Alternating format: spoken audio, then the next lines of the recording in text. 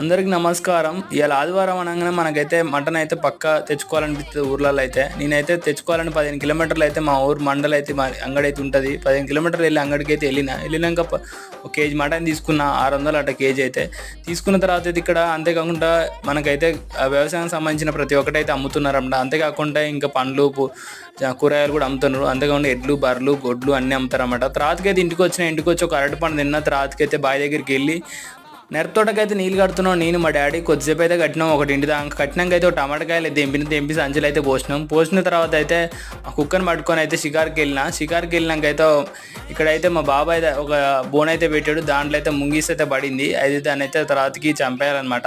దానికంటే ముందు ఇక్కడ కోతులు వస్తాయని కుక్కని అయితే ఉంచుకుంటాం అనమాట. మీకు తెలుసు, అందులో ఇంతకుముందు వీడియోలో పెట్టిన తర్వాతకి అయితే మేమైతే పొద్దున నీళ్ళు కట్టిన మిర్చి తోటకైతే మనం అయితే మందు వేయాలన్నమాట. మా డాడీ అయితే మందు చల్లుతుంది, అయితే మందు అయితే పోసిన.